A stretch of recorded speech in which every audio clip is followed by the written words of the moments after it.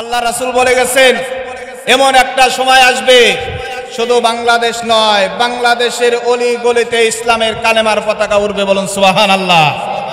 প্রত্যেকটা মসজিদে কালেমার পতাকা উড়বে। গোটা বিশ্ব মুসলমানের হাতে আসবে। মুসলমান ক্ষমতা শাসন করবে। মুসলমান কোরআন দিয়ে রাষ্ট্র পরিচালিত করবে।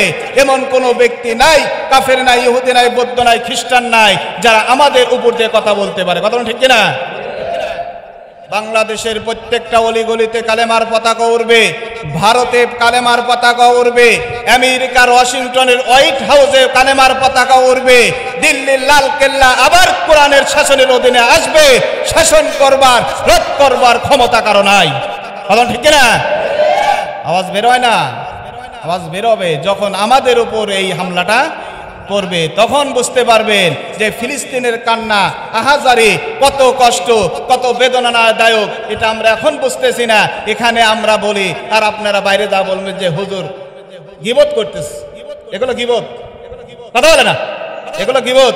আরে মেয়ে, আপনি তো মূর্খ, গন্ডম মূর্খ, কিছুই তো বোঝেন না কোনটা গীবত আর কোনটা প্রতিবাদ। বুঝলে তো আপনি বলতেন। কথা ঠিক কিনা? গীবত সারাদিন চাষ্টল গরম করে, সেটা গীবত না। আর যখন আমরা মুসলমান হয়, মুসলমানের পক্ষে কথা বলি, এটা হওয়া যায় গীবত।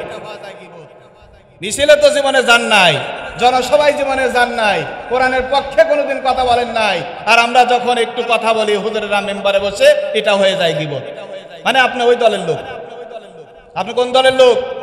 ওই ইহুদি বয়কট দালালের একটা দালাল আমাদের বাংলাদেশে আছে, একদল দালাল। এদেরকে কিছু টাকা ছুড়ে দিলে কুত্তা যেরকম ঘেউ ঘেউ করে খাবারটা তুলে নেয়, তেমনি ভাবে একটা দালাল, একদল দালাল, আমেরিকার দালাল বাংলাদেশে আছে।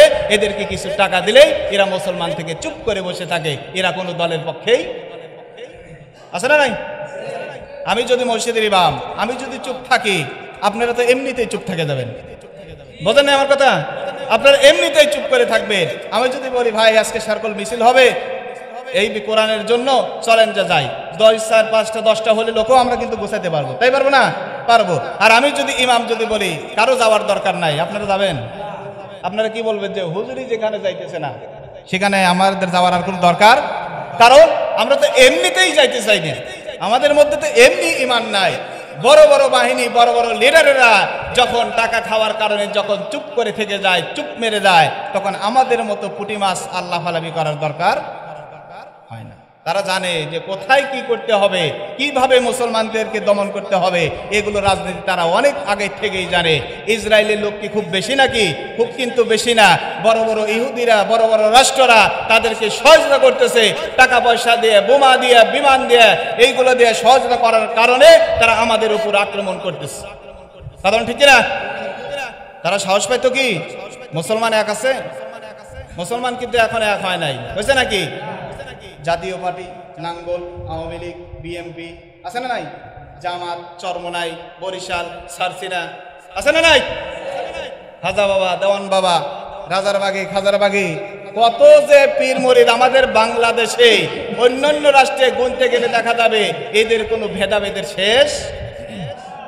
দুই একটি কথা হবে কোরআন থেকে। কোরআনের যেটা আছে এ কথা বলা হচ্ছে ফরজ। কোরআনের কথা কার কথা? আল্লাহর কথা। আল্লাহর কথা বলতে গেলে কোনো সমস্যা আছে কি? আল্লাহর কথা বলার দরকার আছে না নাই? কোরআন যে কথাগুলো উল্লেখ করা হয়েছে প্রত্যেকটা কথাই কার কথা? আল্লাহর কথা। আল ইলমু নূরুন মিন আনওয়ারিল্লাহি তাআলা ওয়া হুয়া ফাইদাতুন কাসীরাতুন লিন-নাস। ইলম এমন একটা সম্পদ, ইলম একটা নূর, মিন আনওয়ারিল্লাহি তাআলা, যে নূরটা, যে আলোটা আসছে কার থেকে? আল্লাহ থেকে। ওয়া হুয়া ফাইদাতুন কাসীরাতুন লিন-নাস, যেটা অনেক ফায়দা দেয়, অনেক উপকারী। কাদের জন্য? মানুষের জন্য। আল ইলমু নূরুন, ইলম এমন একটা নূর, এমন একটা জ্যোতি, এমন একটা আলো, যেই মানুষের মধ্যে ইলম আছে, নূর আছে, আল্লাহ পাক সেই মানুষটাকে সোনার মানুষ হিসেবে কবুল করে নিয়েছে। বলুন সুবহানাল্লাহ। মিন আনওয়ারিল্লাহি তাআলা, যেই নূরটা, যেই ইলমটা আসছে সরাসরি আল্লাহর কাছ থেকে, ওয়াহুয়া ফায়দাতুন কাসীরাতুন লিন্নাস, যেটা অনেক ফায়দা দেয়, অনেক উপকারী। এই সমস্ত মানুষ যারা ইলমে দ্বীন শিক্ষা করে, যাদের মধ্যে এলেম আছে, এই এলেমটা মানুষের জন্য অনেক উপকারী এবং অনেক লাভজনক, ফায়দাজনক। এলেম হচ্ছে দুই প্রকার। এলেম কয় প্রকার? দুই প্রকার। শিখে রাখবেন, মুখস্থ করবেন। এক নম্বর হচ্ছে ইলমুল ওহী, দ্বিতীয় নম্বর হচ্ছে ইলমুন নাস। এক নম্বর ইলমুল ওহী আর দ্বিতীয় নম্বর ইলমুন নাস। ইলমুল ওহী বলা হয় যেটা আল্লাহর পক্ষ থেকে জিবরাইলের মাধ্যমে 30 পারা কোরআন মাজিদ আল্লাহর নবী মুহাম্মদ রাসূলুল্লাহ সাল্লাল্লাহু আলাইহি সাল্লামের উপর যেটা অবতীর্ণ করা হয়েছে, এটাকে বলা হয় ইলমুল ওহী। আর ইলমুন নাস বলা হয় যেটা মানুষ রচিত ভাষা, মানুষ কোরআনের উপর রিসার্চ করে যেগুলো বাংলা, অঙ্ক, ইংরেজি যেগুলো আবিষ্কার করছে, এটাকে কি বলা হয়? ইলমুন নাস। আল্লাহ নবী বলছেন ইলমুল ওহী, কোরআন মাজিদ শিক্ষা করা প্রত্যেকটা নর এবং নারী, প্রত্যেকটা ব্যক্তির উপর ইলমে দ্বীন শিক্ষা। যে ব্যক্তি ফরজকে অমান্য করলো, ফরজ আদায় করলো না, কোরআন মাজিদ শিক্ষা করলো না, কিয়ামতের দিন আল্লাহ পাক তাকে অন্ধ করে হাসরের ময়দানে উঠানো হবে। কারণ আল্লাহ পাক আমাদেরকে যে ইলমুল ওহী, এলেমটা, যে নূরটা আমাদেরকে দিয়েছিলেন শিক্ষার জন্য, এটা আমরা বিভিন্ন ঝামেলার কারণে, ব্যস্ততার কারণে ইলমুল ওহীটা শিখতে পারি না। কথা ঠিক কিনা? আল্লাহ পাক বলছেন 5 ওয়াক্ত নামাজ পড়া ফরজ। যেমনি ভাবে 5 ওয়াক্ত নামাজ পড়া ফরজ, তেমনি ভাবে নামাজের পাশাপাশি হালাল রুজি উপার্জন করাও ফরজ। তেমনি ভাবে দ্বীনি এলেম, ইলমে দ্বীন, কোরআন মাজিদ শিক্ষা করাও ফরজ। ইলমে দ্বীন, দ্বীনি এলেম ততটুকু অর্জন করা ফরজ যতটুকু পড়লে, জানলে আপনি ইসলামের বিধিবিধান মানতে পারেন এবং ইসলামের উপর চলা আপনার জন্য সহজ হয়, এতটুকু ইলমে দ্বীন শিক্ষা করা আপনার জন্য ফরজ। কথা ঠিক কিনা? আপনি যদি ইলমে দ্বীন, এলেম তলব না করেন, অনুসন্ধান না করেন, আপনি যদি না শেখেন, তাহলে কিয়ামতের দিন আপনাকে অন্ধ করে হাসরের ময়দানে উঠানো হবে। আপনি হাসরের ময়দানে উঠবেন, আল্লাহকে বলবেন, আল্লাহ দুনিয়াতে তো চোখ ছিল, সবকিছু দেখতে পাইতাম, কিন্তু আজকে হাসরের ময়দানে উপস্থিত হওয়ার কারণে আমি তো অন্ধ হয়ে উঠছি, আমি তো চোখে কিছুই দেখতে পাইতেছি না। আল্লাহ পাক বলবে, বান্দা দুনিয়াতে চোখ দিয়েছিলাম আমার কোরআন পড়ার জন্য, দুনিয়াতে চোখ দিয়েছিলাম আমার এলেম পড়ার জন্য, এলেম অনুসন্ধান করার জন্য, কোরআন মাঝে শিক্ষা করার জন্য, কোরআন পড়ার জন্য, বিস্তারিত পড়ার জন্য, কোরআনে কোনটা জায়েজ কোনটা না জায়েজ এগুলো দেখে দেখে পড়ার জন্য, যেগুলো তোমাদের জন্য, সেগুলো তোমাদের কাছে গেছিল কিন্তু তোমরা শিক্ষা করতে পারো নাই। না পড়ার কারণে, না পড়ার কারণে, না শিক্ষা করার কারণে আজকে হাসরের ময়দানে তোমাকে অন্ধ করে তোলা হয়েছে। আপনার কাছে কোনো জবাব আছে? আপনি কি বলবেন? যে আল্লাহ দুনিয়ার ব্যস্ততার কারণে শিখতে পারি নাই, বিবি বাল বাচ্চার কারণে শিখতে পারি নাই। আল্লাহ পাক বলবেন, বান্দা তোমাকে 70 বছর হাত দিয়েছি, 60 বছর হাত দিয়েছিলাম, এই হাতের মধ্যে, হাতের জিন্দেগিতে তুমি কোরআন শরীফ শিখতে পারো নাই। তোমার কিসের এত ব্যস্ততা? দুনিয়া তো ভালোই বুঝছো, কিন্তু আখিরাত বোঝো নাই। ওই তাল বাহানা করে কাম হবে। আমরা দুনিয়াতে বড়লোক হওয়ার জন্য একে অপরের চাইতে কিভাবে বড়লোক হব, কিভাবে ধনী হব, কিভাবে অর্থ সম্পদ তৈরি করব, এদিক বিবেচনা, এদিক ব্রেন আমাদের খুব ভালো চলে। কিন্তু মরতে হবে, কবরে যেতে হবে, হাসরের ময়দানে উঠতে হবে, সেদিক নির্দেশনা, সেদিকে ধ্যান ধারণা আমাদের কিন্তু কারো নাই। কথা ঠিক কিনা? মরার চিন্তা আছে আমাদের কারো? আমাদের কিন্তু মরার চিন্তা নাই। শুধু বড়লোক হব কিভাবে, সেই দিকে আমাদের ব্রেন চলতেছে। কিভাবে আমল করব, সেদিকে কিন্তু আমাদের ব্রেন কাজ করতেছে না। কথা ঠিক কিনা? ইলমুল ওহী শিক্ষা করার দরকার আছে না নাই? ইলমুল ওহী শিক্ষা করা কি ফরজ। ইলমুন নাস, যেটা মানুষ রচিত ভাষা, এটাও শিখতে হবে। দুনিয়াতে চলতে গেলে বাংলারও দরকার আছে, অঙ্করও দরকার আছে, ইংরেজিরও দরকার আছে। কথা ঠিক কিনা? যদি আপনি অঙ্ক না বোঝেন, আপনাকে মানুষ ঠকায় যাবে। তাই ঠকাবে না? বাংলা যদি না পারেন, আপনি তো বাংলা পড়তে পারবেন না। পারবেন কি? এটাও আপনাকে শিখতে হবে। যদি বাংলা পড়তে না পারেন, আপনি বাংলা বই পুস্তক, হাদিসের কিতাব পড়তে পারবেন না। কথা ঠিক কিনা? নামাজের নিয়ম কারণ, নামাজের বিষয় আদি, মাসলা মাসাইল এগুলো কিন্তু আপনি পড়তে পারবেন না। তাহলে এই বাংলাও শিক্ষা করতে হবে। অঙ্ক যদি না পারেন আপনি মানুষ আপনাকে ঠকায় যাবে, টাকাতেও হোক আর যেভাবেই হোক আপনাকে ঠকায় দিবে। যাতে না ঠগেন, এই না ঠগার জন্য এই অঙ্ক শিক্ষা করাও আপনার জন্য ফরজ। কথা বলেন ঠিক কিনা? ইলমুল ওহী ইলমুন নাস, ইলমুল ওহী আগে, ইলমুন নাস পরে। কোরআন শরীফ, কোরআন মাজিদ আল্লাহর পক্ষ থেকে জিবরাইলের মাধ্যমে আল্লাহ রাসূল সাল্লাল্লাহু আলাইহি সাল্লামের উপর যেটা অবতীর্ণ করা হয়েছে 30 পারা কোরআন মাজিদ, এই কোরআন মাজিদকে বলা হয় ইলমুল ওহী। কথা বলেন ঠিক কিনা? এটার মধ্যে নামাজের কথা আছে না নাই? যাকাতের কথা আছে না নাই? সুদের কথা আছে না নাই? বেনামাজের কথা আছে না নাই? প্রত্যেকটা বিষয় আল্লাহ পাক এটাকে তুলে ধরছেন। কথা বলেন ঠিক কিনা? বাংলাদেশ, স্বাধীন বাংলাদেশ, আমাদের এই বাংলাদেশে আল্লাহ পাকের বরকত বেশি না কম? আল্লাহ পাকের বরকত রহমত সবচাইতে আমাদের বাংলাদেশে সবচাইতে বেশি। যে দেশে 90% ভাগ মুসলমান ইমানদারেরা বসবাস করে। কথা বলেন ঠিক কিনা? ওলামায়ে কিরাম বসবাস করে, আউলিয়া কিরাম বসবাস করে, পীর আউলিয়াগণ বসবাস করে। যে দেশে অধিকাংশ মুসল্লিবৃন্দ, যে দেশে 90% মুসলমানের দেশে আমরা যখন কোরআনের কথা বলি আমাদের মন খুলে যাতে কথা বলতে পারি, আল্লাহ পাক যেন সেই তৌফিক দান করে। সকলে বলে আল্লাহুম্মা আমিন। কোরআনের কথা বলা দরকার আছে না নাই? কোরআনের হক কথা আছে না নাই? আছে। সব বিষয়ে আমাদেরকে কথা বলতে হবে। কথা বলেন ঠিক কিনা? যেখানে বসছি এখানে বসার তৌফিক দান করছেন কে? যেই আল্লাহ আমাদেরকে মেম্বারে বসার তৌফিক দান করছেন, সেখানে যেহেতু বসতে পেরেছি সেখানকার হক আদায় করা, এটা হচ্ছে উলামায়ে কিরামের দায়িত্ব। কথা বলেন ঠিক কিনা? আপনারা প্রতিবাদ করবেন? ঈমান তো এমনিতেই নাই, এমনিতেই তো কোরআন শরীফ পড়তে পারি না, তারপরেও যদি আবার কোরআনের বিপক্ষে কাজ করি তাহলে আপনার আমার কপালে জান্নাত হবে না। কোরআনের পক্ষে থাকা দরকার আছে না নাই? আসতে বলতেছেন। কোরআন শিখতে পারি নেই, কোরআনকে তো মহব্বত করতে পারে। কথা বলেন ঠিক কিনা? যারা কোরআন শরীফ পড়তে পারে তাদেরকে তো ভালোবাসতে পারে। কথা বলেন ঠিক কিনা? যারা কোরআন শরীফ পড়তে পারে আর যারা পারে না, এদের ভিতরে কম বেশি আছে না নাই? আসমান জমিন কম বেশি। যার ভিতর কোরআন আছে তার ভিতর আল্লাহর নূর আছে, আল্লাহর আলো আছে, আল্লাহর জ্যোতি আছে। যার ভিতর কোরআন নাই তার ভিতর মাকড়সা বাসা বেঁধে ফেলেছে, মরিচিকা পড়ে গেছে, তার ভিতর অন্ধকার, তার ভিতর কোন রকম আলোর ছায়া নাই। কোরআনের কথা বলতে গেলে যেটা আছে সেটাও বলতে হবে, যেটা হালাল সেটাও বলতে হবে, যেটা হারাম সেটাও বলতে হবে, যেটা জায়েজ সেটাও বলা দরকার, যেটা না জায়েজ সেটাও বলতে হবে। কে বেজার হবে, কে মন খারাপ করবে, এই দিক নির্দেশনা করে কোরআন নাজিল করা হয় নাই। কোরআন নাজিল করা হয়েছে, মানুষ ছিল অন্ধকার জগতে, তাদেরকে টেনে এনে যাতে আলোর দিকে নিয়ে যাওয়া হয়, এই জন্যই আল্লাহ কোরআন নাজিল করছে। কথা বলেন ঠিক কিনা?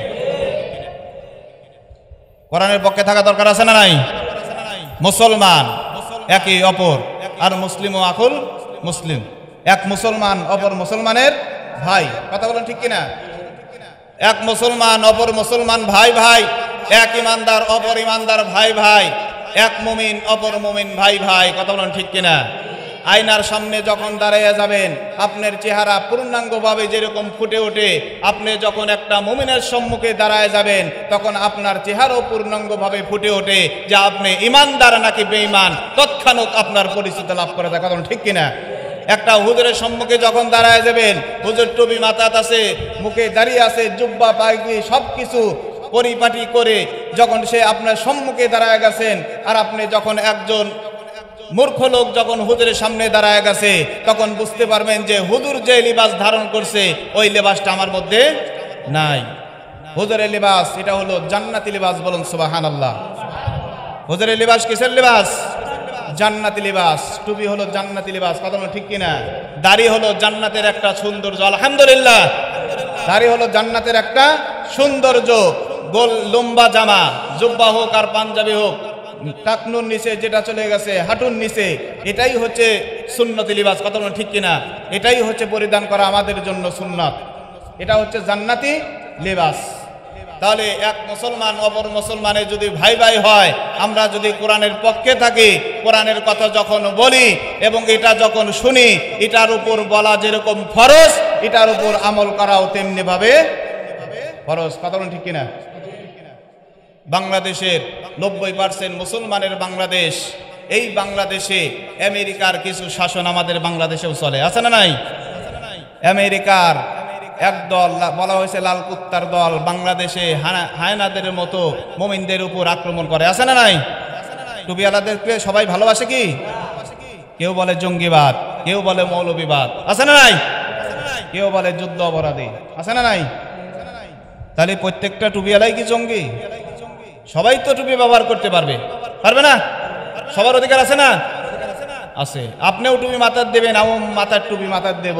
আমাদের ভিতর থেকে অহংকার হিংসা সব শেষ হয়ে গেছে। কথা ঠিক না? আল্লাহর কুদরতি ভাই যখন সিজদা দিছেন, আপনার আর কোনো অহংকার আছে কি? আপনি কিসের রাজা, কিসের বাচ্চা, কিসের মেম্বার, কিসের চেয়ারম্যান? আল্লাহ পাক বলতেছেন সমস্ত বরত্ব রেখে আমার কুদরতি ভাই যখন সিজদা দিছে, মাথা নত করছে, তুমিও যা একজন 5 ওয়াক্ত নামাজ ক্ষুদ্র মানুষ যার কোনো জমি জমা নাই, জায়গা বাসা নাই, সেও যখন সিজদা দিছে, দুই ব্যক্তিই আল্লাহর কাছে সমান। বলুন সুবহানাল্লাহ। কারো কোনো কম বেশি আছে কি? নাই। মুসলমানের শত্রু সবচাইতে বেশি করতেছে। কথা ঠিক কিনা? মুসলমান যখন হয়ে অপর মুসলমানকে যখন আঘাত করে, কষ্ট দেয়, এর চাইতে দুঃখজনক বেদনা আর হতে পারে? দুই মুসলমান, দুই ভাই, নিজস্ব আপন দুই ভাই, দুজনের জমি আছে, মাঝখানে পড়ছে একজন হিন্দুর জমি। হিন্দুর জমি মাঝখানে পড়ার কারণে তাদেরকে বলতেছে, ভাই আমার জমিতে আপনি একটু পানি দিন। ওই হিন্দুর জমি ওভারটেক করে অপর মুসলমানের জমিতে পানি নিতে হয়। মুসলমান বেটা তাকে বলতেছেন আমি পানি দেব না। যখন সে অস্বীকার করছে, হিন্দু দেখলো আমার গায়ে ক্ষমতা কম, শক্তি কম, বলও কম, সব দিক দিয়েই দুর্বল, একে যদি পানি নিতে হয়, একে ঘাইল করতে হবে তার ভাইকে দিয়ে। কথা কি বুঝতেছেন? তার ভাইকে গিয়ে যত রকমের পাম্পট্টি আছে লাগাই দিছে। টাকা দরকার হয় আপনাকে টাকা দেব, সহযোগিতা করব, আপনি যেভাবে হোক আপনার খেতে পানি নিতে হবে। আসলে কি তার ভাই তাকে পানি দিবে না? কথা বলেন, দিবে না? দিবে, কিন্তু পানিটা দরকার কার? ওই হিন্দু বেটার পানিটা বেশি দরকার। মাঝখান থেকে দ্বন্দ্ব লাগাই দিল, যাতে করে দুই ভাইয়ের মধ্যে যখন দ্বন্দ্ব লেগে যাবে, আল কেটে দেবে, আলের পানি তার জমির পানি আমার জমিতে এমনিতেই চলে আসবে। আমার কথা কি বুঝতেছেন কি? হিন্দুরা যখন দেখেন, ইহুদির বাচ্চারা যখন দেখে যে মুসলমানরা মাথা ছাড়া দিয়ে উপরে উঠতেছে, তখন তারা দেখে যে কিভাবে মুসলমানদেরকে দমন করা যায়। সেই চিন্তা ভাবনা করে এদেরকে দমন করার জন্য একদল মুসলমান মার্কা মুনাফিকদেরকে টাকা দিয়ে কিনে নিয়ে এই মুসলমানদেরকে ক্ষতি করার চেষ্টা করে, আছে না নাই? ভয় পাইতেছেন? আমরা কি আবার সেই ইমানদার মুসলমান নাকি? আমাদেরকে যদি বলে 1000 টাকা দিলাম এই কাজটা করো, পিছনে তাকাবেন? পিছনে তাকানোর মতো কোনো সময়? 500 টাকা দিলে মিথ্যা সাক্ষী দেয়, আছে না নাই? ক্ষমতার কারণে মিথ্যা সাক্ষী দেয়, আছে না নাই? হাজারো এরকম চলতেছে, হাজারো হবে। আল্লাহ রাসূল বলতেছেন কিয়ামত যত আগায় আসবে, মানুষ মিথ্যা সাক্ষী দেওয়ার জন্য তত তাড়াহুড়া করবে। কথা ঠিক কিনা? যে সুদ খায় আর যে সুদ নেয় দুজনেই সমান অধিক গুনাহগার। কথা ঠিক কিনা? কিন্তু যে সাক্ষী থাকে সে তো সুদ খাইতেছে না, দিতেওছে না, তারপরে গুনাহ কি তার কম আছে? কথা বলে না, গুনাহ কম হইতেছে কি? কম হইতেছে না। আবার যে লিখতেছে তারও কি কম হয়? এই 4টের উপরই আল্লাহ পাকের লানত, আল্লাহর গজব 4টার উপরেই হারাম অবতীর্ণ হবে। 4টা কাজই হচ্ছে হারাম। যে সুদ খায়, যে সুদ দেয়, যে লিখিত লাগতেছে, আর যে সাক্ষী থাকে, এই 4 জনই হলো সমান বরাবর। কথা বোঝা গেছে কি? আমাদের মুসলমান, আমাদের ইসলাম ধর্ম হলো শান্তির ধর্ম। আমাদের মধ্যে কোনো গাঞ্জাম ফাসাদ থাকতে পারে না। কথা ঠিক কিনা? মুসলমান কাউকে মারতে পারে? ইমানদার কাউকে মারতে পারে? মারতে পারে না। আমাদের পার্শ্ববর্তী দেশ ফিলিস্তিন, শুনতেছেন না? মুসলমানদেরকে মেরে একেবারে সব শেষ করে দিতেছে, আছে না নাই? আমাদের বাংলাদেশ রোহিঙ্গাদের উপর যখন হামলা হয়, আমাদের সরকার রোহিঙ্গাদেরকে তখন আমরা আশ্রয় দিয়েছিলাম, দেয় নাই? জানেন না? এদেরকে যখন আশ্রয় দেওয়া হয়, আশ্রয় দেওয়ার পরে এই রোহিঙ্গারা এই মুসলমানদের উপরে আবার আক্রমণ করে। করে কি করে না? ছিনতাই শুরু করে দেয়। রাহাজানি, দুর্নীতি, চাঁদাবাজি, এমন কোনো অন্যায় ছিল না এই রোহিঙ্গার বাচ্চারা করে নাই। করছে কি করে নাই? আমাদের দেশে থাকে, আমাদেরই খায়, আমাদের কাছ থেকে আবার ভ্যাট চায়, করে নাই? দিনে দুপুরে আমাদের কাছ থেকে ছিনতাই করে টাকাগুলো কেড়ে নিয়ে যায়। ক্ষমতা ছিল কার? সহযোগিতা ছিল কার? সরকারের। ছিল না? যে সরকার আমাদেরকে আশ্রয় দিল, আমাদেরকে থাকতে দিল, খেতেও দিতেছে, তারপরেও আক্রমণ করে আমাদের উপর। করছে কি করে নাই? পক্ষান্তরে ডক্টর ইউনূস আসার পরে অনেক রোহিঙ্গাকে বাংলাদেশ থেকে তাড়িয়ে দেওয়া হয়েছে। কথা ঠিক কিনা? দেওয়া হয় নাই? ফিলিস্তিন, ইসরায়েল আছে না? ইসরায়েলকেও এইরকম ভাবে সহযোগিতা করছিল, থাকতে দিছিল, তাই দেয় নাই? পক্ষান্তরে ইহুদির বাচ্চারা দেখলো যে আল আকসা, ফিলিস্তিন, এই মসজিদ, আল্লাহ রাসূল বলে গেছেন 3টা মসজিদে ভ্রমণ করা জায়েজ। কয়টা মসজিদে? 3টা মসজিদ। 1 নম্বর হচ্ছে মসজিদে নববী, 1 নম্বরে মসজিদে নববী, 2 নম্বরে হচ্ছে মসজিদে হারাম, 3য় নাম্বার আর মসজিদুল আল আকসা। এই মসজিদুল আকসা ফিলিস্তিন, সবচাইতে নবী রাসূল সবচাইতে বেশি বসবাস করছেন এই ফিলিস্তিনে। কথা বলেন ঠিক কিনা? ভয় পাইতেছেন? মসজিদে নববীতে নামাজ পড়লে 1 লক্ষ নেকির সওয়াব পাওয়া যায় 1 রাকাতে। কথা বলেন ঠিক কিনা? মসজিদে হারামে পড়লে মনে করেন 1000 নেকি পাওয়া যায়। আর মসজিদুল আকসা, আল আকসা মসজিদে নামাজ পড়লে 500 রাকাতের নেকি পাওয়া যায়। বলুন সুবহানাল্লাহ। এটা এমন একটা মসজিদ, মুসলমানের সবচাইতে সর্বপ্রথম কাবা ছিল মসজিদুল আকসা। প্রথম কাবা ছিল না আমাদের জন্য? আমাদের কিন্তু সর্বপ্রথম কাবা ছিল মসজিদুল আকসা। রাসূলের মনের খবর শোনার কারণে, জানার কারণে আল্লাহ পাক কাবাটাকে কি করছে? ঘুরায় দিচ্ছে। বিস্তারিত আলোচনা, এত আলোচনা করার সময় নাই। যখন ইসরায়েলের উপর হামলা করে, ফিলিস্তিনের উপর হামলা করে, ইহুদিরা যখন হামলা করে, আমাদের বাংলাদেশের কিছু মুসলমান মুসকি মুসকি হাসে, আছে না নাই? মনে করেন না যে তাদের উপর আক্রমণ হইতেছে, থেমে যাবে, আমাদের উপরও কিন্তু আক্রমণ হতে পারে। পারে কি পারে না? পারে। তাদের ইসরায়েলের পণ্য সব বয়কট করে দিয়েছেন বাংলাদেশ থেকে। তাদের কি রাগ নাই? বাংলাদেশ কত বড় রাষ্ট্র, 2টা বোমা ফেললে আমাদের ক্ষমতা শেষ। কথা ঠিক কিনা? ফিলিস্তিনে যখন আক্রমণ হয়, আমাদের বাংলাদেশ থেকে ওলামায়ে কেরাম তাদের প্রতিবাদ জানানোর জন্য যখন মিছিল করে, প্রতিবাদ সভা করে, আমাদের বাংলাদেশের কিছু মুসলমানেরা এই প্রতিবাদকে, এই জালসাকে, সমাবেশকে আবার বাধা দেওয়ার চেষ্টা করে, আছে না নাই? এটা মুসলমানের নৈতিক দায়িত্ব না? এটা মুসলমানের জন্য ফরজ না? নামাজ পড়া যেমনি ভাবে ফরজ, যাকাত দেওয়া যেমনি ভাবে ফরজ, কাফেররা যখন মুসলমানের উপর আক্রমণ করে এটাকে প্রতিবাদ করাও তেমনি ভাবে ফরজ। কথা বলেন ঠিক কিনা? খালি সুন্নত খোঁজেন, খাবার পরে মিষ্টি দেন, মিষ্টি খাওয়া সুন্নত, আছে না নাই? এই করা সুন্নত, সেই করা সুন্নত, এত সহজ সুন্নত গুলো আদায় করেন, আর বড় বড় কাজ যখন সামনে এসে দাঁড়ায় তখন মুসলমানের বাচ্চারা সামনে আগাতে অগ্রসর হয় না। কথা ঠিক কিনা? দরকার আছে না নাই? মুসলমান আমাদের ভাই কি ভাই না? তাদেরও যেরকম অঙ্গ প্রত্যঙ্গ, আমাদেরও সেই রকম অঙ্গ প্রত্যঙ্গ। তার যখন ব্যথা হয় বোঝা লাগবে আমার শরীরেও তেমনি ভাবে ব্যথা হইতেছে। কথা ঠিক কিনা? নামাজ পড়ে জান্নাত আছে? নামাজ পড়ে জান্নাত আছে?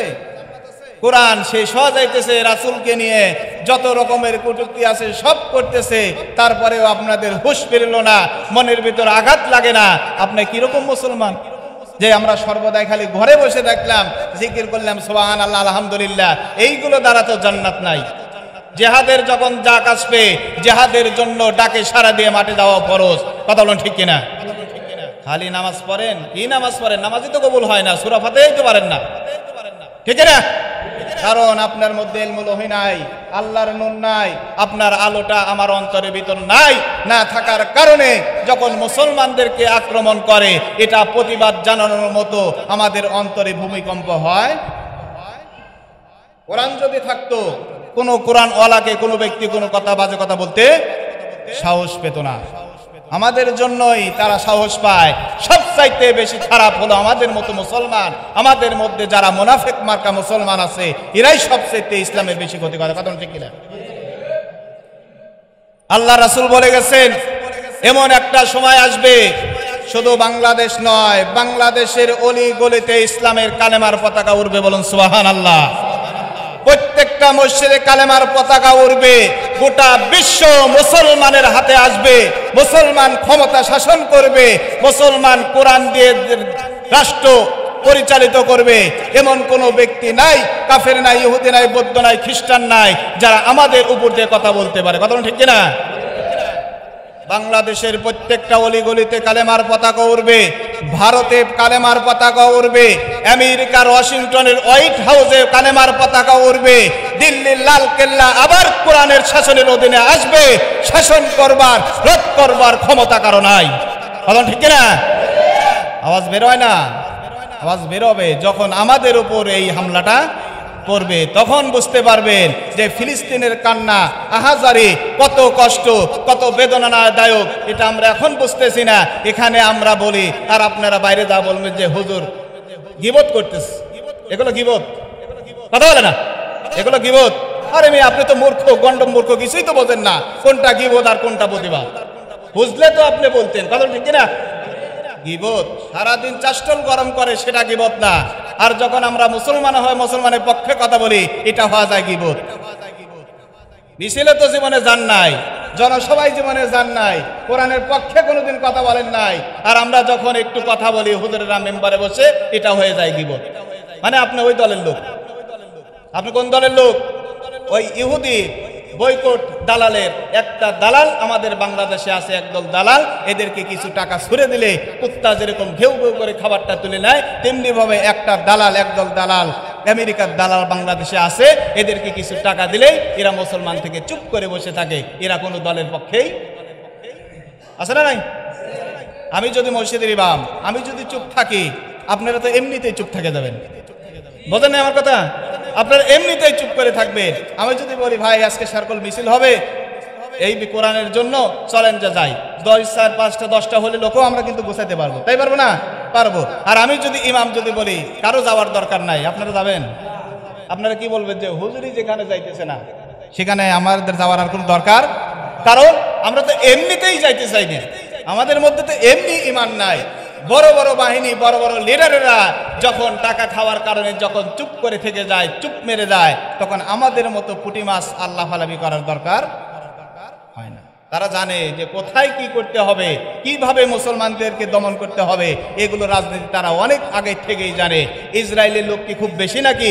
খুব কিন্তু বেশি না। বড় বড় ইহুদিরা, বড় বড় রাষ্ট্ররা তাদেরকে সহযোগিতা করতেছে, টাকা পয়সা দিয়ে, বোমা দিয়ে, বিমান দিয়ে, এইগুলো দিয়ে সহযোগিতা করার কারণে তারা আমাদের উপর আক্রমণ করতেছে। কারণ ঠিক না? তারা সাহস পাইতো কি? মুসলমান এক আছে? মুসলমান কিন্তু এখন এক হয় নাই, বুঝছে নাকি? জাতীয় পার্টি, নাঙ্গল, আওয়ামী লীগ, বিএমপি আছে না নাই? জামাত, চরমনাই, বরিশাল, সারসিনা আছে না নাই? খাজা বাবা, দেওয়ান বাবা, রাজারবাগি, খাজারবাগি, কত যে পীর মুরিদ আমাদের বাংলাদেশে।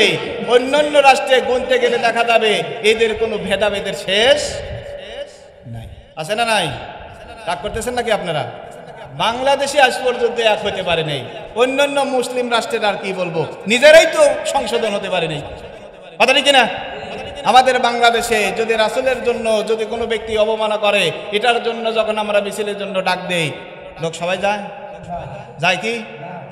যায় না। যারা একটু হুজুর টাইপের লোক, মাদ্রাসা ছাত্র, ওলামায়ে কেরাম, এরাই শুধু দৌড়াদৌড়ি করে, আর আমাদের কোনো লোকের মতো কোনো খবর নাই। মুসলমান, ফিলিস্তিন আবার বিজয় হবে, আবার কালেমা পতাকা উড়বে। একটু সময় লাগবে। একটু কি লাগবে? আল্লাহ রাসূলের বাণী যেহেতু সত্য, আল্লাহ রাসূল বলছেন ফিলিস্তিনের উপর, আল আকসা মসজিদের উপর আক্রমণ হবে, হামলা হবে, মুসলমানেরা অনেক মারা যাবে। মারা যাওয়ার পরে তারা হতাশ হবে না, আল্লাহর কুদরতিভাবে ফিলিস্তিনকে আবার বিজয় করা দেবেন। মুসলমানের হাতে আবার আল আকসা মসজিদ আসবে, এরা আবার আল্লাহর গুণগান ইবাদত শুরু করে দেবে। বলুন সুবহানাল্লাহ। কোথায় যাবেন? আল্লাহ আছে না নাই? আল্লাহ যেদিন ধরবে, ছাড় দেওয়ার মতো কোনো পরিস্থিতি নাই। পালায় যাবেন কোথায়? কিসের সহযোগিতা করতেছে? আল্লাহ পাক একবার যদি আবাবিল পাখি খানায় কাবাকে যেরকম ভাবে রক্ষা করছিলেন পাখি দ্বারা, আল্লাহ পারে কি পারে না? আল্লাহ এখনো আছেন। আল্লাহ যেভাবে খারায় কাবাকে রক্ষা করছিলেন, আল্লাহ পাক তেমনি ভাবে আবার ফিলিস্তিনকে বিজয় দিবেন, আবার আল আকসা মসজিদকে বিজয় করবেন, মুসলমানের হাতে আসবে, মুসলমান আবার শাসন করবে। বলুন সুবহানাল্লাহ। আমাদের বাংলাদেশও মুসলমান শাসন করবে। প্রত্যেকটা মসজিদের মেম্বার বসে যে সমস্ত হুজুরেরা বক্তব্য দেবে, এরা এক একটা মহল্লা চালাবে, এক একটা মহল্লার নেতা হবে, কাজী হবে। এই হুজুরেরা কোরআন দেখে দেখে বিচার ফয়সালা করবে। কোনো সুদখোর থাকবে না, ঘুষখোর থাকবে না, কোনো মিথ্যা সাক্ষী দেনেওয়ালা কোনো ব্যক্তি আল্লাহর জমিনে থাকবে না। কিসের ভয়ে? আল্লাহর ভয় না, এই কোরআনের ভয়ে। যখন কার্যকর শুরু হবে, এক একটাকে ধরে যখন ফাঁসির কাঠগড়ায় দাঁড় করানো হবে, মেম্বাররা কি মসজিদের ইমাম সাহেবকে 2 লাখ টাকা ঘুষ দিলে তখন আর ঘুষ খাবি? একটা হুজুরকে যদি টাঙ্গানো হয় ভালো হবে, তাই হবে না? আল্লাহ পাক আমাদের সবাইকে কোরআনের পথে থাকার তৌফিক দান করুক। সকালে বলে আল্লাহুম্মা আমিন।